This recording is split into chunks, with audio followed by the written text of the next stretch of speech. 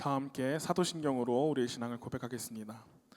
전능하사 천지를 만드신 하나님 아버지를 내가 믿사오며 그 외아들 우리 주 예수 그리스도를 믿사오니 이는 성령으로 잉태하사 동정녀 마리아에게 나시고 본디오 빌라도에게 고난을 받으사 십자가에 못 박혀 죽으시고 장사한 지 사흘 만에 죽은 자 가운데서 다시 살아나시며 하늘에 오르사 전능하신 하나님 우편에 앉아 계시다가 저리로서 산자와 죽은 자를 심판하러 오시리라.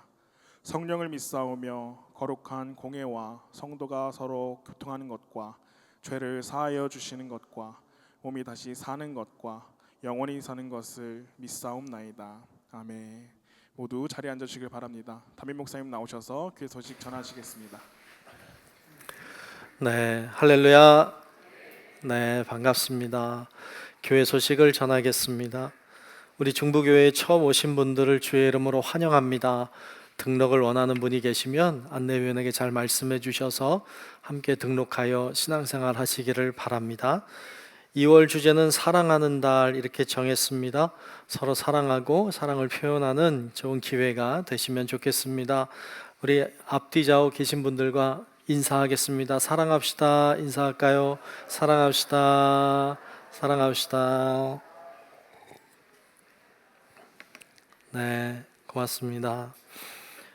예배 준비 주변을 잘 정리하시고 핸드폰 무음 진동으로 잘 변경해 주셔서 예배 시간에 벨소리가 울리지 않도록 여러분 잘 준비해 정돈해 주시기를 부탁드립니다. 장로 은퇴 차나 취임 및 권사 임직 감사 예배를 드립니다. 오늘 드립니다. 오늘 오후 4시에 이 자리에서 드리겠습니다. 이제 은퇴하신 장로님, 또 취임하시는 장로님, 또 우리 권사님으로 신청권사로 세워지신 분들 이제 하나님 앞에 예배드리는 시간인데 여러분 기억하시고 모두 오셔서 축하해 주시고 또 함께 예배하고 기도하는 시간이 되시면 좋겠습니다. 오늘 4시에 있다는 거 기억하시고 함께 참여하시기 바랍니다. 중부 늘푸른대학 새학기를 개강 준비하고 있습니다. 3월 4일부터 또 이제 새학기 시작하게 됩니다. 이번 주 화요일이 아니라 이제 다음 주일 지나서 화요일 날 이제 시작합니다. 기억하시고 참가하실 분들 잘 준비하시고 또 도우미들도 잘 준비하셔서 좋은 모임이 될 수 있도록 함께 하시기 바랍니다. 교회 대청소 계획하고 있습니다. 3월 8일 토요일 날 교회 대청소합니다. 많은 분들의 동참을 바랍니다. 함께 해주시면 서로 힘이 되겠습니다. 가정예배서 3월 가정예배서가 나와 있습니다. 가정예배 드리시는데 잘 활용하시면 좋겠습니다. 잘 사용하시기 바랍니다. 혈압 측정기, 휴게실에 혈압 측정기를 우리 장로님 중에 한 분이 기부하셔서 설치해 놓았습니다. 여러분들 사용하실 수 있으시니까 여러분 누구든지 사용하시도록 하셔도 되겠습니다. 기부해 주셔서 감사드립니다. 수요예배, 이번 수요예배는 사회봉사부 헌신예배로 드립니다. 은혜 받는 자리 함께 하시고 헌신하는 자리 함께 하시기 바랍니다. 좋은 시간이 되면 좋겠습니다. 이 시간 기도 시간입니다. 우리 이현진 권사님 나오셔서 대표로 기도하시겠습니다.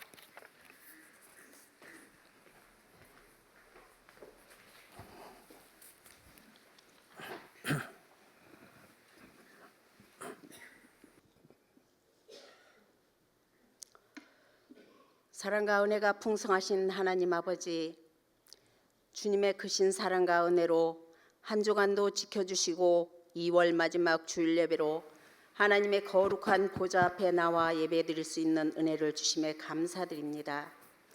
이 시간 하나님을 만나 우리의 영이 살아나는 예배의 시간이 되기를 원합니다. 세상 어떠한 일보다 주님을 높이고 찬양하는 예배가 가장 값지고 가치 있는 일임을 알고 저희들의 예배를 기쁘게 받아주시고 저희들 심령 속에 은혜로 가득 채워지는 시간 되게 하여 주시옵소서.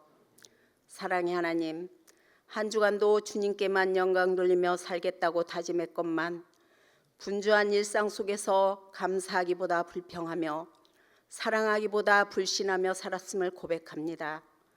저희들의 연약함과 어리석음을 용서해 주시고 이 시간을 통하여 감사의 마음이 살아나게 하시고 저희들 마음이 새로워지게 하여 주시옵소서. 날이 갈수록 주님을 높이시며 주님을 향한 마음이 더욱 단단해지고 삶의 우선순위를 주님께 두는 삶이 되게 하옵소서. 아직은 춥고 쌀쌀하지만 시간은 봄을 향해 가고 있습니다. 날마다 하나님의 놀라우신 섭리와 인도하심을 경험하며 주님께만 영광 돌리며 살게 하옵소서. 교회의 주인이신 하나님, 우리 교회를 사랑하시고 지금까지 인도해 주셔서 감사드립니다. 올 한 해도 주님의 뜻과 계획을 온전히 이루어 나가길 소망합니다. 세우신 각 기관들이 맡은 바 사명을 잘 감당하게 하시고 또 교회에서 지원하는 국내 지교회와 해외 선교지들을 돌봐 주시고 어떠한 여건 속에서도 잘 감당하고 이겨낼 수 있도록 강하고 담대한 믿음으로 주님의 뜻을 이루어 나가길 바라옵니다. 우리 모두가 한 마음 한 뜻으로 함께 기도하며 2025년 세운 목표 예수 그리스도의 증인으로 선교하는 교회를 향해 다 함께 힘써 나가길 기도합니다. 주님이 주신 사명 잘 감당하여 하나님을 더욱 기쁘시게 하는 우리 모두가 되기를 바라옵니다. 은혜의 아버지 하나님, 이 나라와 민족을 위하여 기도합니다.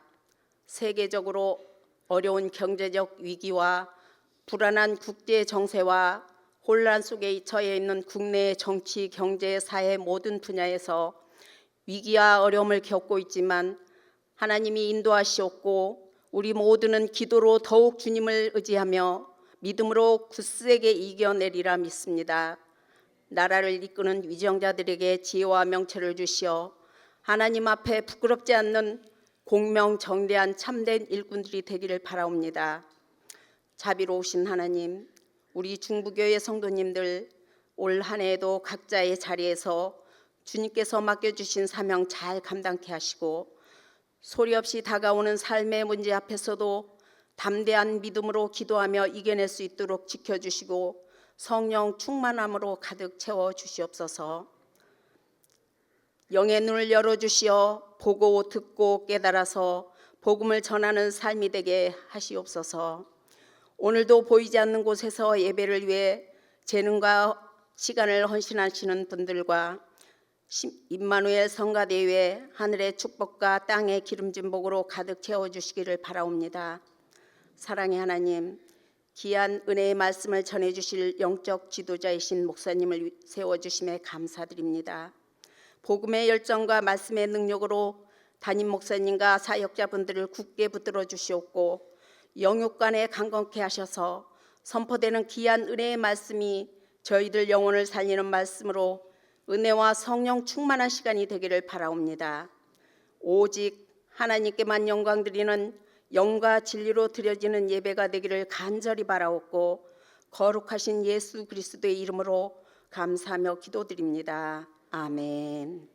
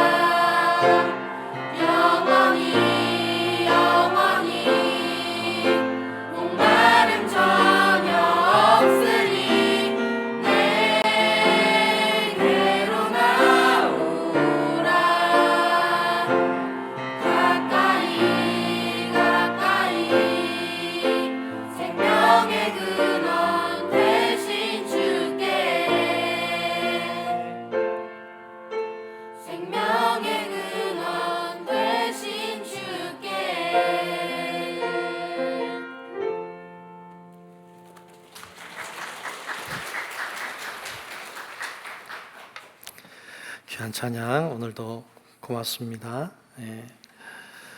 자, 오늘 주시는 말씀을 보겠습니다.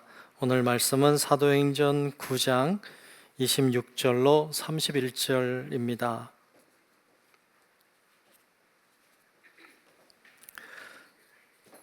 사도행전 9장 26절부터 31절까지 말씀을 보겠습니다.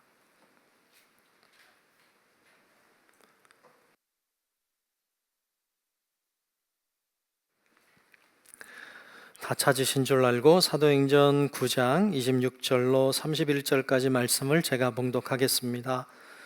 사울이 예루살렘에 가서 제자들을 사귀고자 하나 다 두려워하여 그가 제자됨을 믿지 아니하니 바나바가 데리고 사도들에게 가서 그가 길에서 어떻게 주를 보았는지와 주께서 그에게 말씀하신 일과 다메섹에서 그가 어떻게 예수의 이름으로 담대히 말하였는지를 전하니라.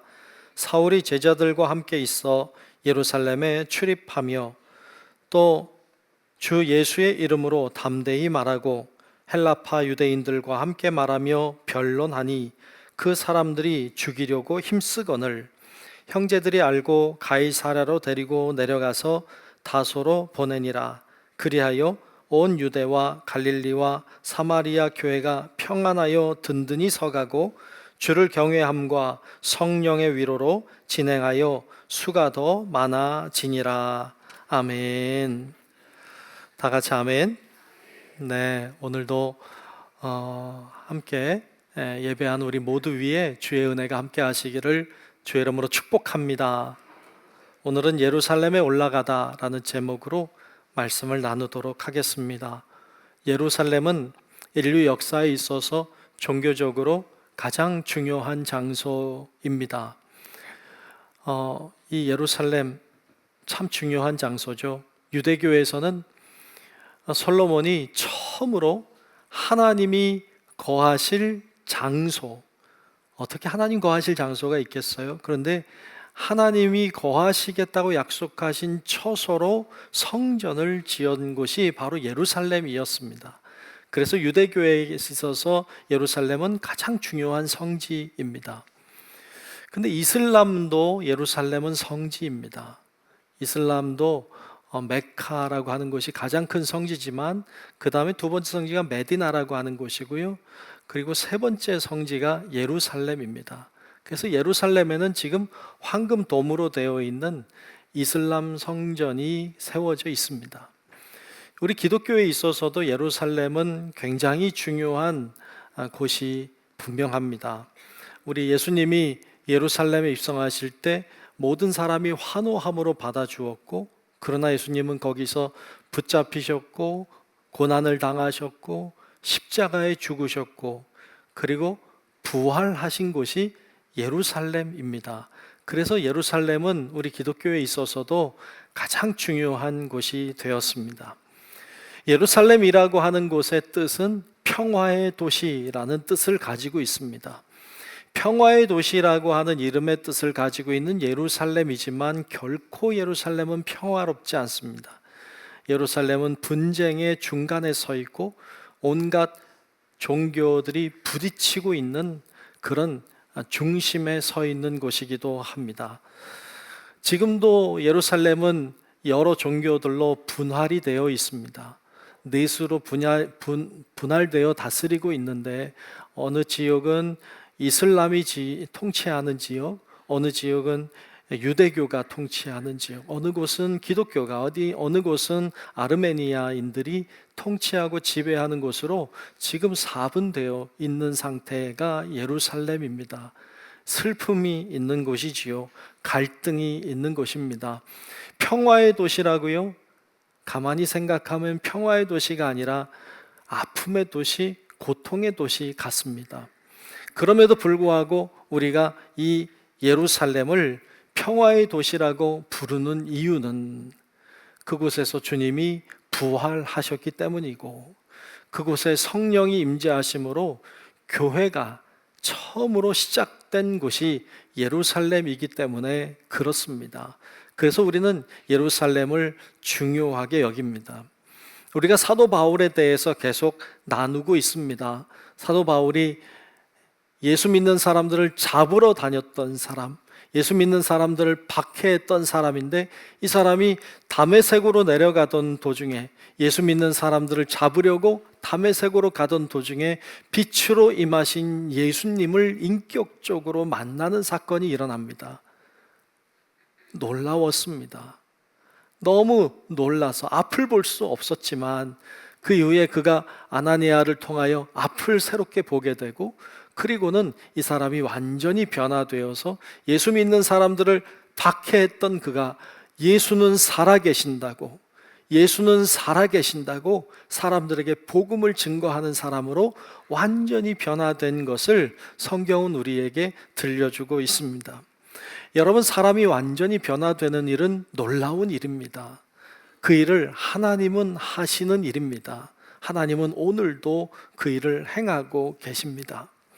여러분, 우리 모든 성도 여러분들이 사도 바울이 변화되어 새 사람 된 것처럼 우리 성도 여러분들도 새 사람 되는 은혜가 함께 하시기를 주의 이름으로 축복합니다. 그런데 오늘 말씀에 보면 이 바울이 다메섹에서 복음을 전하다가 사람들이 죽이려고 하니까 도망을 쳐요. 성벽으로 바구니를 타고 내려가서 도망을 가는 이야기가 앞에 나와요. 그리고는 예루살렘으로 올라갑니다. 오늘 본문은 예루살렘으로 올라오는 바울의 이야기를 하고 있습니다.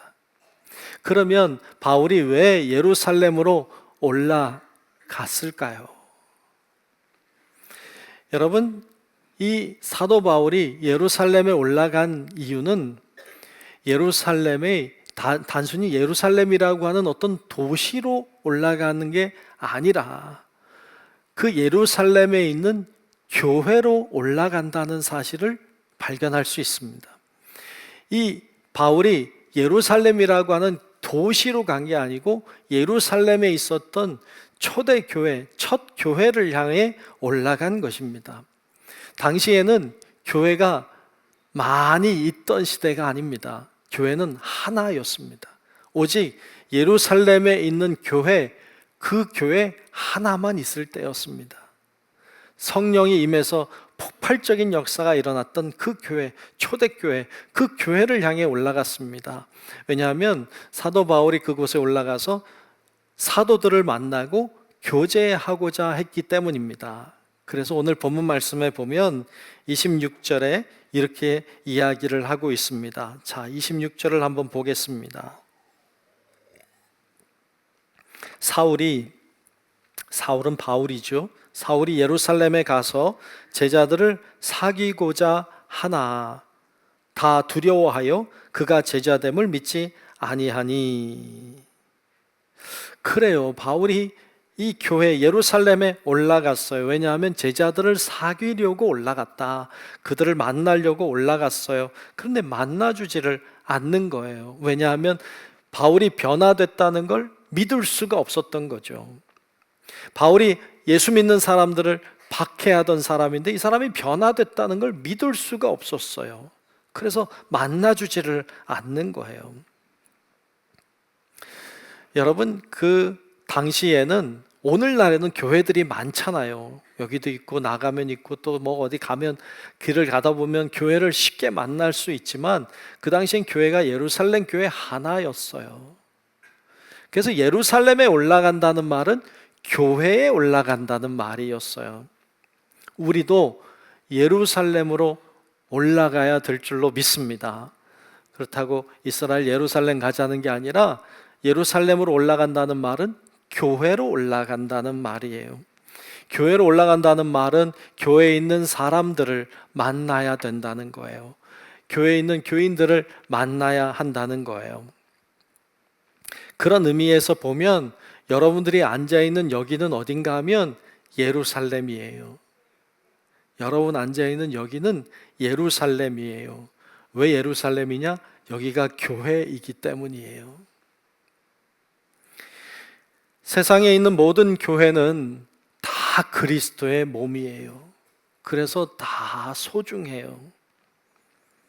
그런데 여러분, 하나님이 이 세상에 많은 교회들이 존재하고 있지만 하나님이 나에게 주신 교회가 따로 있어요. 그 교회가 여기예요. 중부교회예요. 세상에 많은 교회들이 존재하지만 나에게 주신 교회는 하나예요. 그래서 이 교회가 소중하고 귀한 거예요. 종종 교회를 다니다가 상처를 받고 교회 다니다가 좋지 않은 소리를 듣기도 하고 마음이 상하기도 하고 괴로운 일을 경험하기도 하고 누구와 다투기도 하고 뭐 그런 여러 가지 일들이 일어날 수 있어요. 그래서 싫다, 짜증난다 그러면서 그런 이야기를 하기도 해요. 그럼 다른 교회 다니면 되지, 뭐 세상의 교회가 그 교회 하나뿐인가? 뭐 딴 교회 가면 되지, 이렇게 쉽게 얘기하는 분들을 종종 봐요. 맞아요. 교회는 많이 있어요. 많은 교회들이 존재하고 있지요. 그런데 우리가 잊어서는 안 되는 것은 하나님이 나에게 주신 교회는 하나다라는 거예요. 이곳을 나에게 주셨어요. 그래서 이 교회는 소중한 거예요.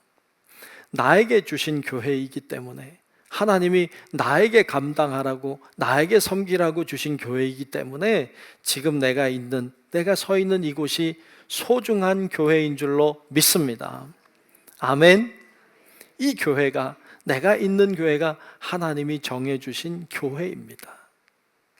그래서 감사함으로 소중히 섬겨야 되는 것이지요. 흔히 그렇게 이야기해요. 우리가 하나님을 아버지라고 불러요. 그리고 교회를 어머니라고 부르기도 해요. 하나님을 왜 아버지라고 부르고 교회를 왜 어머니라고 부르기도 하느냐? 하나님이 우리를 만드시고 우리를 낳으셨기에 우리는 아버지라고 불러요. 그런데 하나님이 우리를 낳으셨지만 우리가 양육되고 교육받고 주님을 경험하고 따뜻함을, 사랑을 체험하고 하는 것은 교회를 통해서 해요. 그래서 교회를 어머니와 같다고 표현하는 것입니다. 그래서 교회는 어머니 같은 곳이에요. 그 교회에서 우리는 양육을 받고 교육을 받고 사랑을 경험하고 교제하고 봉사하고 이런 것들을 통하여 주의 사랑을 체험하는 곳이 되어야 돼요. 그런 걸 경험하는 것이 교회인 것이죠. 성경에서도 교회를 어머니라고 표현하는 경우들이 제법 있어요. 갈라디아서 4장 26절에 보면 거기 비유의 이야기를 하면서 이런 구절을 말씀해요.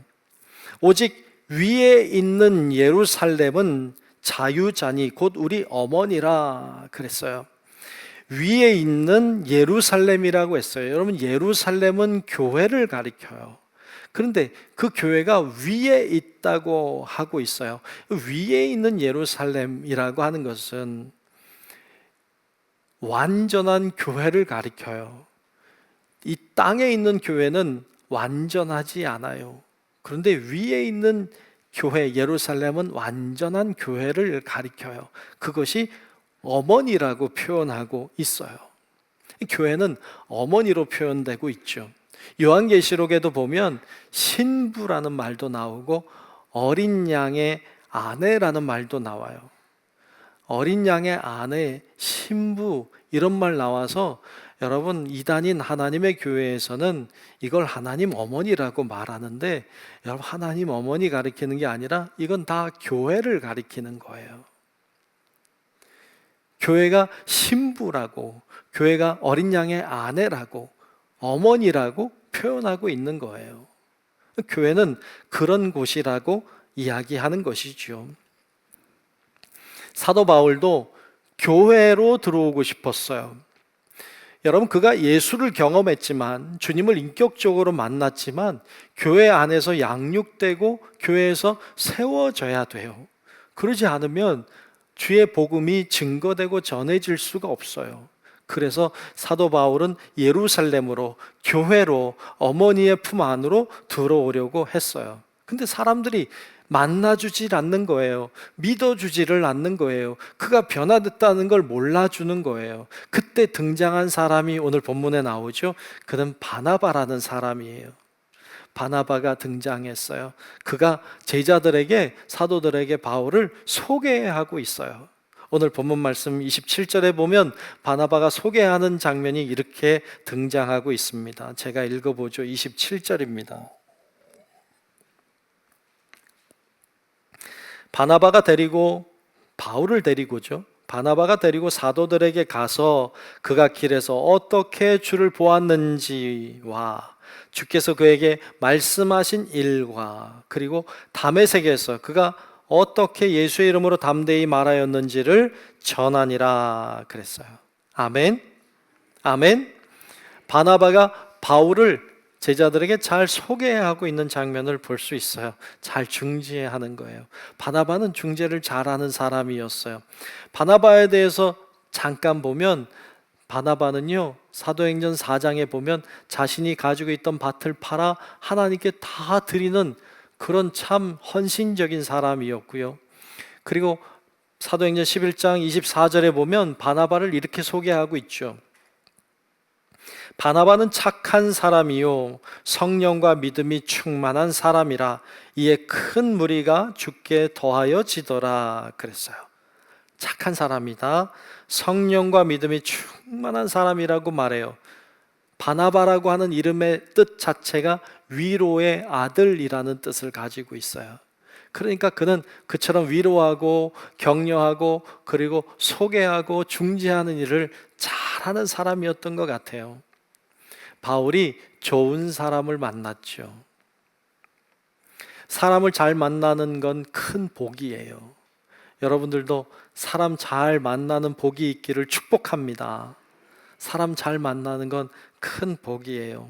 사도 바울은 예수님을 인격적으로 만났어요. 예수님만 만난 게 아니라 그 이후에 아나니아라고 하는 선지자도 잘 만났어요.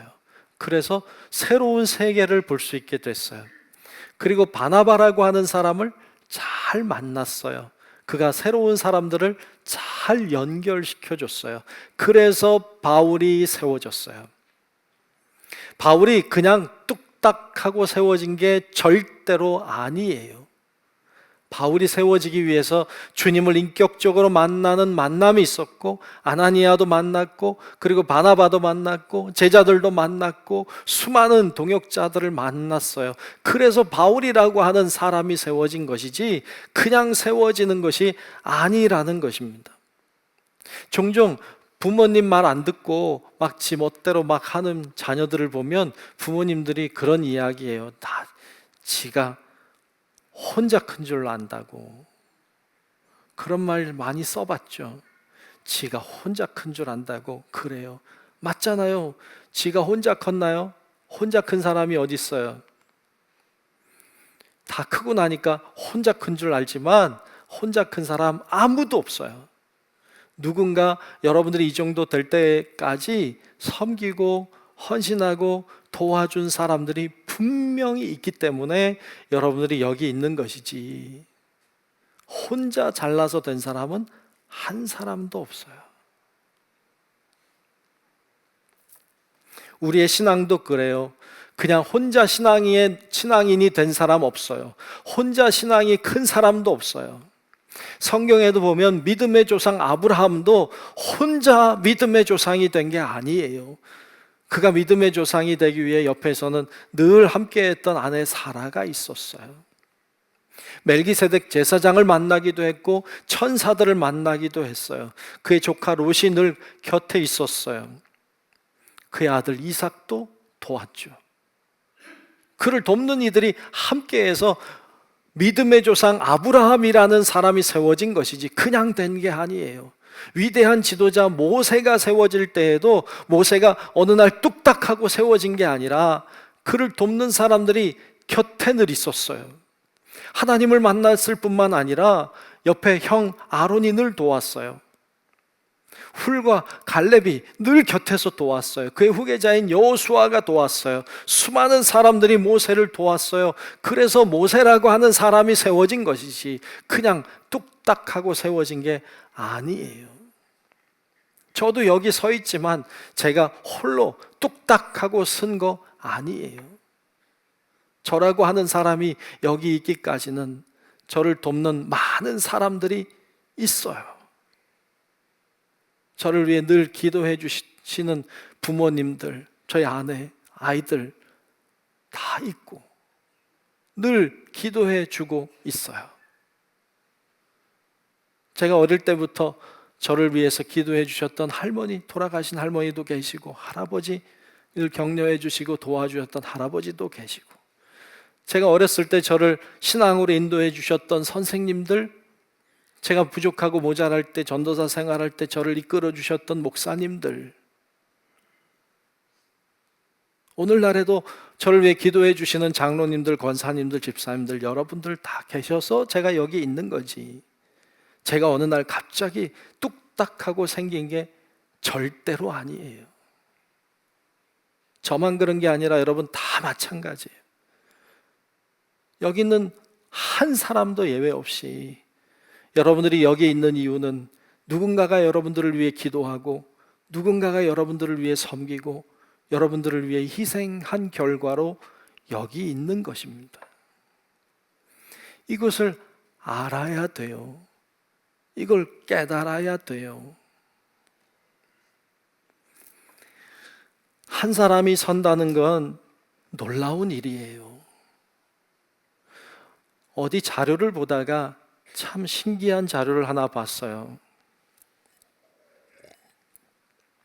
어떤 기관이 2025년도에 한국에서 자녀를 양육하는 데 들어가는 비용이 얼마나 들까를 계산했어요. 계산했다는 게 놀랍더라고요. 사실 대충 계산한 게 아니었어요. 자료를 보니까 참 섬세하게 계산을 했어요. 한 자녀를 대학 졸업할 때까지 키워내는데 얼마나 들 것 같아요, 여러분? 그 자료를 보니까 0세부터 2세까지 약 3,064만 원이 든대요. 초등학생 동안 7,596만 원이 필요하고요. 중학생은 4,122만 원, 고등학생은 4,720만 원이 든대요. 대학생은 7,709만 원이 든답니다. 여기에다가 아이를 잉태했을 때부터 필요한 여러 가지 장비들 또 여러 가지 그런 것들 비용을 다 총망라하고 그 외에 들어가는 교육비, 생활비, 의료비까지 다 포함하면 자녀 한 명을 대학 졸업할 때까지 키우는데 들어가는 총 비용이 5억이 든답니다. 5억. 5억 다 있으시잖아요. 별로 안 놀라시니까. 한 사람을 그 정도 키워내는데 들어가는 비용이 5억이 든대요.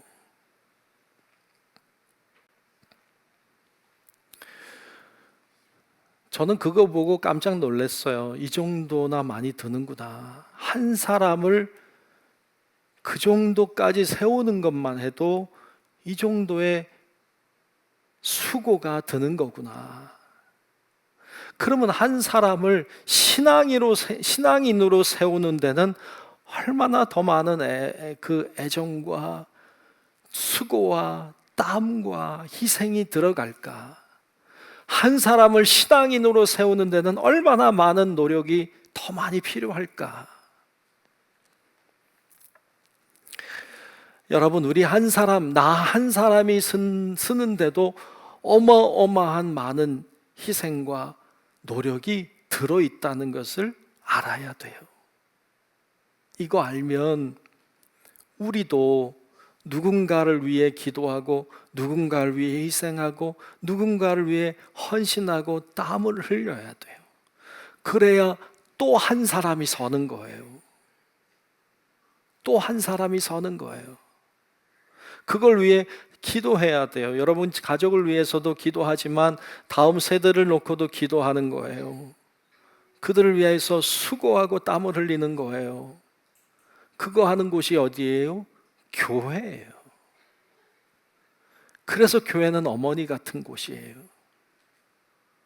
교회에서 수많은 사람들이 일어나고 세워지고 있는 것입니다. 그래서 교회가 소중해요. 그래서 교회가 중요한 거예요. 그래서 교회를 사랑해야 돼요. 교회를 통해서 수많은 사람들이 세워지고 있기 때문에 그렇습니다. 오늘 본문에 보면 바나바가 바울과 제자들을 만나게 해주고 연결시켜 주었어요. 그래서 서로 만났어요. 오늘 본문 28절에 보니까 이렇게 기록했죠. 사울이 제자들과 함께 있어 예루살렘에 출입하며 라고 했어요. 여러분, 사울은 바울이죠. 바울이 제자들과 함께 있다는 거예요. 교회에 있는 거예요. 예루살렘에 출입한다는 말은 단순히 예루살렘 도시를 왔다 갔다 한다는 말이 아니라 예루살렘에 있는 교회를 다닌다는 뜻이에요. 그러니까 지금 바울이 예루살렘의 교회 안에 있어서 거기서 제자들을 만나고 교우들을 만나고 함께 교제하고 함께 지금 거기서 양육되고 있는 거예요. 사도 바울이 양육되면서 가만히 있지 않았어요. 가만히 있을 수가 없었어요. 복음을 전해야 됐어요. 그리고 복음을 증거했어요. 잘 됐을까요? 잘 안 됐어요. 희한하죠. 본문 29절에 보면 이렇게 나와요. 또 주 예수의 이름으로 담대히 말하고 헬라파 유대인들과 함께 말하며 변론하니, 여기까지 좋은데 그 다음에 보면 그 사람들이 죽이려고 힘쓰거늘 그랬어요. 열심히 복음을 전했어요. 교회 안에 있고 사도들을 만나고 출입하며 복음을 증거하고 열심으로 전했는데 사람들이 그를 죽이려고 하는 거예요. 예수 전한다고, 싫다고. 여러분, 우리들도 나가서 복음을 전하고 증거하면 사람들이 별로 좋아하지 않을 수 있어요. 슬퍼하지 마세요. 바울도 별로 그랬어요. 바울도 별로 좋아하지 않았더라고요. 그래서 어떻게 했을까요? 그 다음 절 30절에 보면 도망가요. 대피시켜요. 왜? 죽이려고 하니까. 30절에 보면 형제들이 알고, 교우들이죠. 교우들이 그 사실을 알았어요. 죽이려고 하니까. 그래서 가이사라로 데리고 내려가서 다소로 보내니라 그랬어요. 그래서 예루살렘에서 가이사라로 도망갔다가 거기서 다소로 가게 돼요. 다소는 바울의 고향이에요. 가장 안전한 곳으로 가게 된 거죠. 여러분, 바울이 교회 안에서 양육되고 거기서 사람들을 만나고 잘한 것 같은데 결과는 별로 안 좋았어요. 실패인가요? 그렇지 않아요. 놀라운 사실을 하나 발견하게 돼요. 바울이 지금 마치 실패한 것처럼 돼서 가이사라로 해서 다소로 지금 고향으로 도망간 것처럼 가버렸는데, 그런데 교회는 놀라운 일이 일어나요. 오늘 본문 31절입니다. 31절에 보면 이렇게 말씀하고 있어요. 그리하여 온 유대와 갈릴리와 사마리아 교회가 평안하여 든든히 서가고 주를 경외함과 성령의 위로로 진행하여 수가 더 많아지니라. 아멘. 아멘. 교회는 점점 부흥해 가는 거예요. 예루살렘에서 갈릴리로 그리고 사마리아로 이렇게 확장되어 가는 교회의 모습, 그리고 사람들이 날마다 성령의 은혜로 더해지는 역사가 일어나게 됐다는 거예요. 지금 바울은 도망간 것 같아요. 그런데 성령의 역사는 일어나요. 신기하다. 바울은 실패한 것 같지만 하나님의 역사는 왕성해지고 있는 것을 보여줘요. 지난 주간에 어떤 글을 하나 보았어요. 한 목사님이 영적으로 좀 쉬고 싶다 이런 생각이 들어서 어떤 수도원에 갔대요. 수도원에 한 2주 정도 있어야 되겠다고 들어갔는데 그 안에 있는 수도사가 이 목사님께 그런 이야기를 하더랍니다. 질문을 하나 하는데, 예수님은 우리들에게 땅 끝까지 이르러 복음의 증인이 되라고 하셨는데 목사님은 왜 수도원에 들어오십니까? 예수님은 우리들에게 땅끝까지 복음의 증인이 되라고 하셨는데 왜 수도원에 들어오냐고 질문하니까 이 목사님이 할 말이 없더랍니다. 열심히 나가서 복음을 전해야 되겠는데 나는 왜 수도원에 왔을까? 이렇게 생각이 들더래요. 잘못 온 건 아닐까? 나가서 전해야 되나? 이렇게 생각이 드는데, 근데 그 수도사가 이어서 이렇게 이야기하더래요. 프란체스코라고 하는 수도사는 자신이 변화된 것만으로 복음이 전해졌습니다. 내가 변할 때 복음이 전파되는 것입니다 라고 하더랍니다. 이 말에 은혜가 됐다는 거예요. 그렇구나, 우리가 입으로 전하는 것으로만 또는 이렇게 복음을 제시할 때만 복음이 전해진다고 생각하는데 그게 아니라 내 자신이 변화되는 것 자체가 복음이 전파되는 것이구나. 여러분, 사도 바울은 자신이 변화됐습니다. 그가 전하는 복음, 그가 전하는 메시지로 사람들이 변화되지 않았습니다. 근데 바울이 변화되니까 복음의 역사는 창궐하게 일어나기를 시작합니다. 깨닫게 됩니다. 우리의 말로도 전해야 되겠지만 내가 새 사람이 되는 것이, 내가 변화되는 것이 복음이 전해지는 것이구나 라는 사실을 깨닫게 됩니다.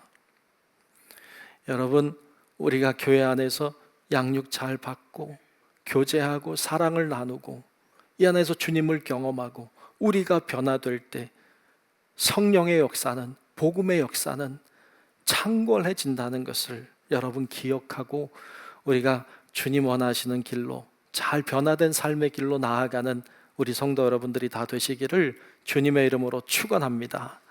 기도하겠습니다.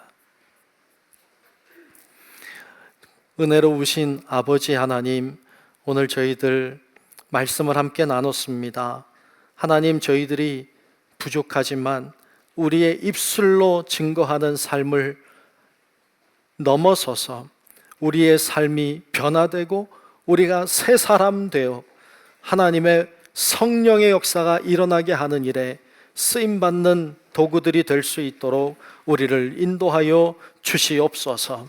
하나님께서 우리 가운데 임재하시고 우리를 선한 길로, 바른 길로, 변화의 길로 인도하여 주시고 하나님께 영광만 될 수 있도록 주관하여 주시옵소서. 예수님 이름으로 간절히 기도하옵나이다. 아멘. 다 함께 준비하신 예물 드리시면서 함께 찬양하겠습니다.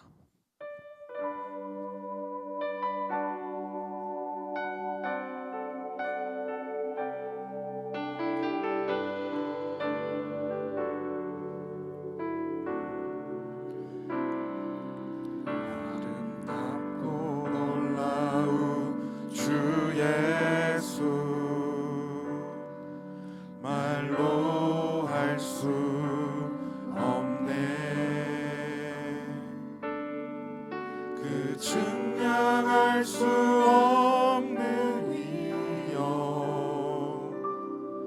주님과 같은 분 없네. 한없는 그 지혜와 사랑, 그 누구도 다 알 수 없네.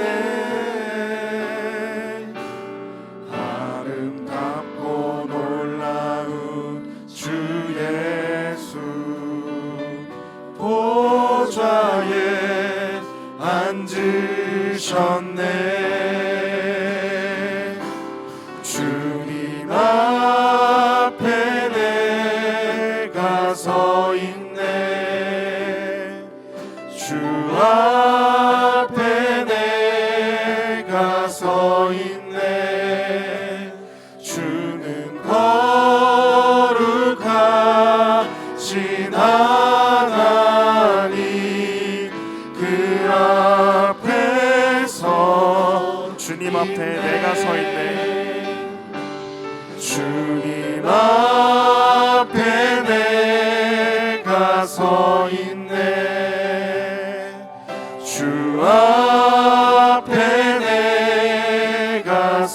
서 있네. 주는 거룩하신 하나님 그 앞에 서 있네. 모두 자리에서 일어나셔서 감사라 찬양하시며 드리신 예물 봉헌하겠습니다.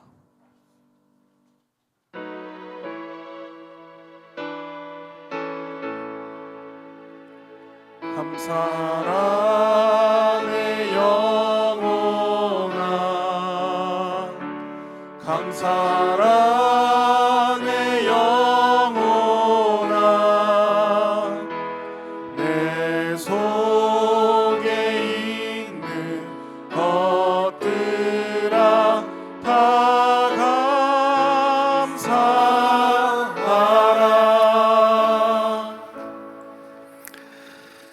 은혜로우신 아버지 하나님, 지난 한 주간의 삶 가운데도 성령께서 동행하셔서 은혜 안에 살게 하시고 오늘 거룩한 주님의 날에 성전에 올라와 예배드리며 귀한 예물도 구별해 드리게 하심을 감사합니다.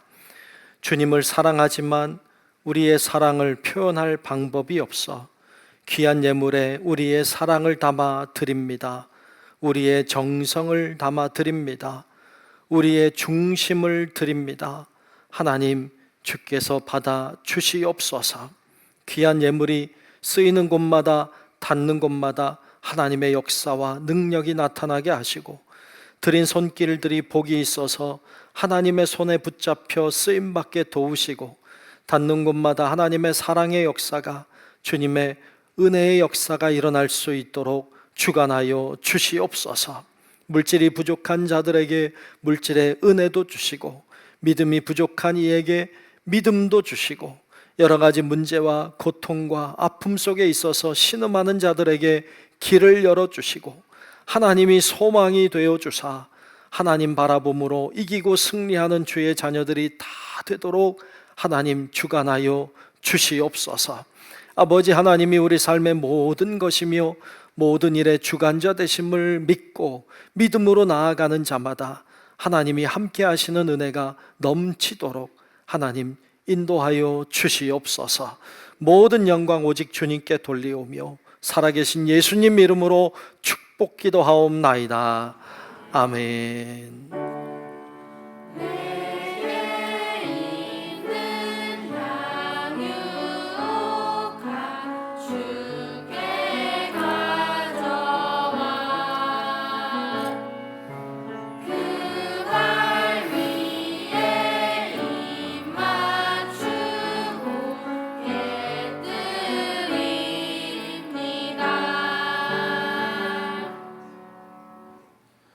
다 함께 결탄 찬송 부르신 뒤에 담임 목사님의 축도로 주일 2부 예배를 마치도록 하겠습니다.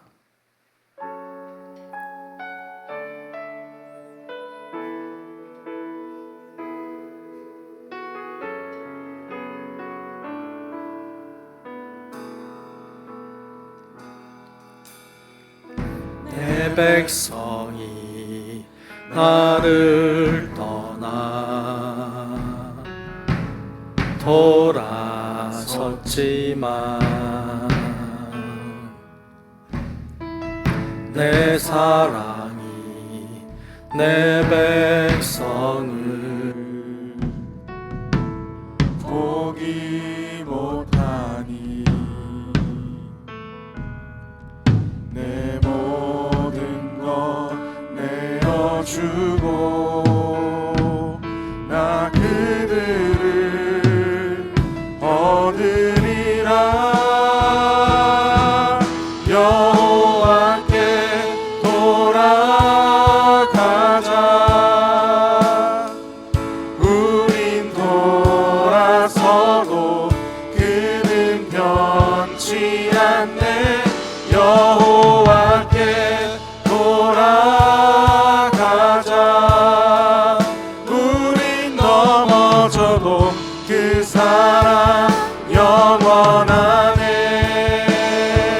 사랑은 오래 참고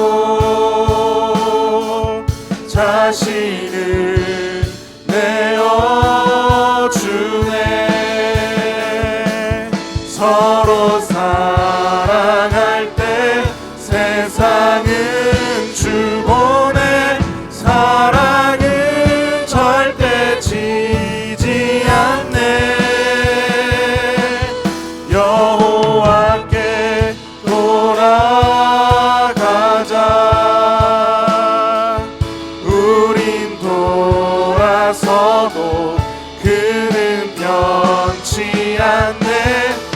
여호와께 돌아가자. 우린 넘어져도 그 사랑 영원하네.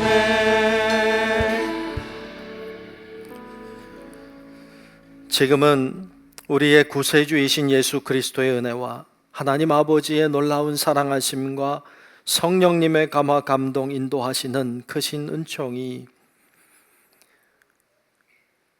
교회를 통하여 우리가 양육되고 세워지고, 그러므로 하나님이 기뻐하시는 사람들 되어 하나님의 복음을 증거하고 전할 뿐 아니라 새 사람 되어 주의 성령의 역사를 일으키는 도구가 되기를 소망하는 우리 사랑하는 모든 주의 자녀들 머리 위에, 우리의 가정과 직장과 사업체와 우리 교회와 이 나라 민족과 온 인류 위에 이제로부터 영원토록 함께 하시기를 간절히 축원하옵나이다. 아멘.